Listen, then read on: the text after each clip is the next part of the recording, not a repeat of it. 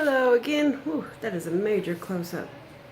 You ever notice, sorry, finger, my hair is always looking so bad in these videos, but oh well.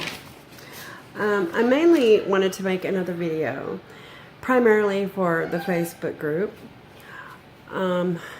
What I'm going to do in this video is just, this is the list that I give my doctor every single time, or the emergency room, wherever I am, every single time, because it has all of my medications, my medical history, surgeries, allergies, etc., because I can't remember, especially the medications, because I'm on several. This alone is my medication side.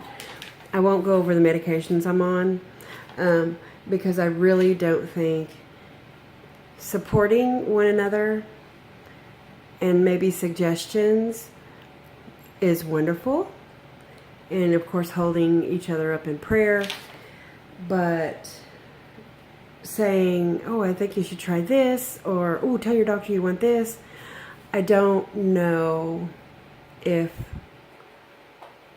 I'm not really sure if the admin of the group will, I don't know if that's a good idea. You know what I mean? Because everyone, for example, I was on Lyrica, and I had horrible side effects. I couldn't even walk, literally. I could not walk. It numbed my legs. And now I'm on gabapentin, for example.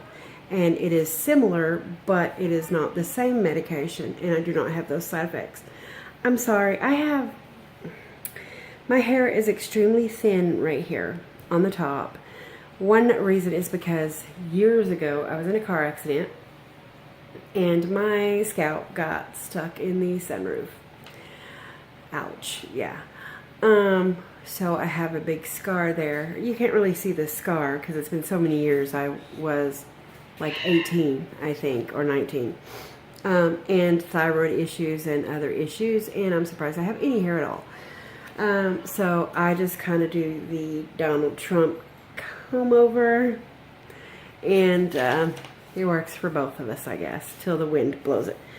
So, but you know what, and I have other health issues. For example, I have a top denture I cannot stand to wear. I haven't even moved it to the new apartment. It's still at the old place in the bathroom. One of these days I'll get used to it. I had some dental work. Some things were caused because of medications and an abusive relationship previous to my last abusive relationship. Yeah, got a lot of stuff. But anyway, so I just want to go over my health issues. The reason is because if you have something similar, or if you have the same thing, or if you don't, I'm not going over this for any type of pity, because it's something I live with every day. I have for years and years and years. So I don't want the, oh, I'm so sorry, and any of that. I just want you to know that even if you have one thing, that you're okay, and you have my support, you have my love. You can talk to me anytime, anyone in the group. You're not alone with anything, diagnosed or undiagnosed, because there's a whole lot of stuff that I'm sure I don't have proper diagnosis, or haven't been diagnosed, and other people as well, because doctors just like to hurry up and give you medication as a band-aid and send you on your way. Anyway, so I'm going to go over some of the health issues that I deal with every day. I'm not going to go into great detail when they started, blah, blah, blah, all that stuff. But I mentioned my thyroid. I have hypothyroid. I am also a type 2 diabetic. A lot of it is genetics. I have Cherokee. My dad was full Cherokee. I'm a member of the Cherokee Nation. But unfortunately, Native Americans, that is one group of people who genetically yeah, anyway, diabetes is very common. That's why I'm watching my daughter very closely. and my dog is staring at me very strangely. Anyway, so I'm insulin dependent as well as pills. I have CHF, congestive heart failure. It's mild at this point. Sometimes it depends on certain conditions. It does worsen, but usually not too awfully bad. I have to weigh myself. I'm supposed to weigh myself every 3 days, but I'm like addicted to the scale, so I weigh myself every single day to see if I need an extra water pill or if I need to contact the doctor. I also have mild COPD. That is not brought on by smoking, although I am an ex-smoker. It is brought on by bronchitis, or possibly the sarcoidosis had something to do with it.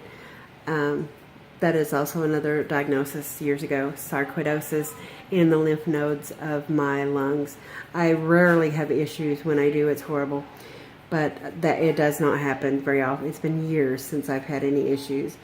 I have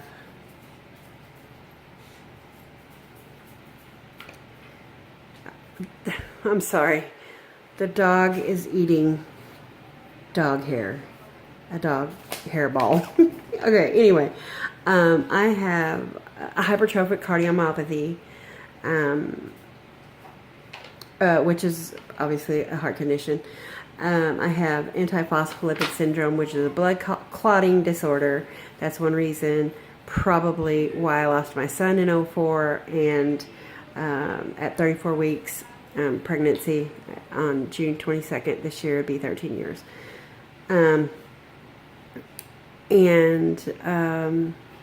Although I did not have an autopsy, but we assume that that is the reason, and early losses as well.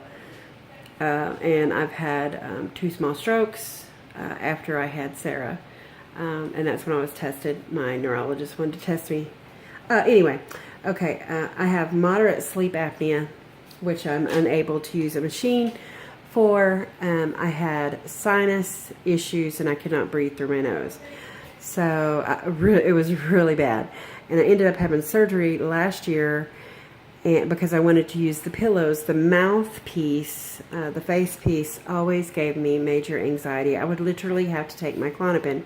I have anxiety as well. I had to take medication just to be able to wear this machine. And with Medicaid, that is my insurance, unless I go to the Indian clinic, and I don't qualify because I'm secondary. Here, it's Choctaw Nation, and a lot of things I can do or have, and a lot of things I can't because I'm Cherokee. But anyway, it was too claustrophobic. I cannot stand that. I would wake up in a panic constantly thinking I was choking or drowning, or it was horrible. So I had the sinus surgery thinking I could use the pillows, which is the nose apparatus, whatever you want to call it. And I've had more issues with my sinuses since I've had the surgery than before. So I was considered non-compliant because you have to have a certain amount of hours a week. It's like 4 hours a night, I believe. And I could not do that. Sorry, I could not do that. So now I do not have a machine, and hopefully I will not die in my sleep. I also have anxiety, as I mentioned, anxiety disorder, depression. I have a lot of chest pain. I had a CABG for a myocardial bridge, which was a birth defect. It's complicated. You'd have to Google it because a lot of doctors don't even know what it is. I'm so sorry. This is so close. And one thing I want to explain, when I'm not feeling well, I'm mostly in my bedroom because Sarah likes to play her games. She has Asperger's, like I mentioned, and she sort of gets obsessed with these little games. And so I just kind of stay in here when I'm hurting and I'm in my hospital bed. I don't really have a TV in here, so I kind of listen to Spotify music and do things online. But, ouch. Anyway, my dog is chewing cardboard. I don't even know where she got it. Anyway, and I just wear my nightgown and hang out. So you will see this blue, and I also have a red nightgown that I wear constantly. I'm so sorry. I should have paused it. But anyway, that I wear constantly. So I just want to let you know I do own clothes.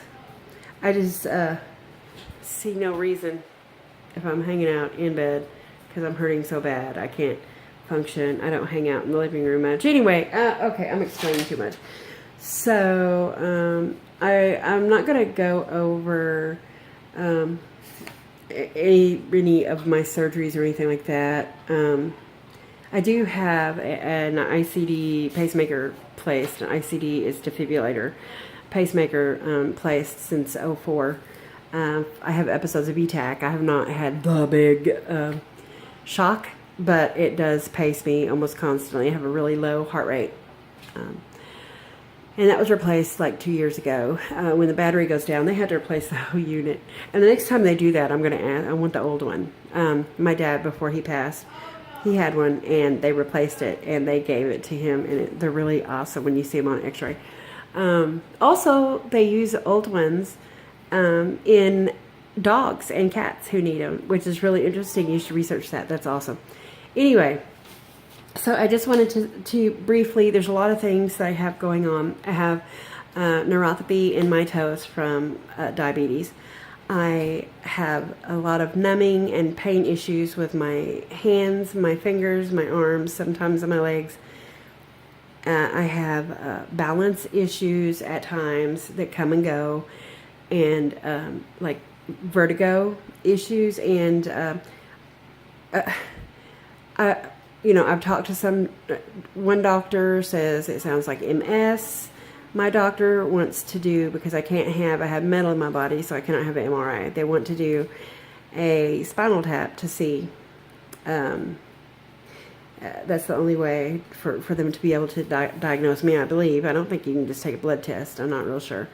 But it's been months and months and months since we last discussed that. My doctors are really slow. And this is 12 minutes long, and I apologize it's so long, and I apologize I'm so up in your face. I don't have a tripod, and, I'm looking, I don't want to show too much of my sexiness.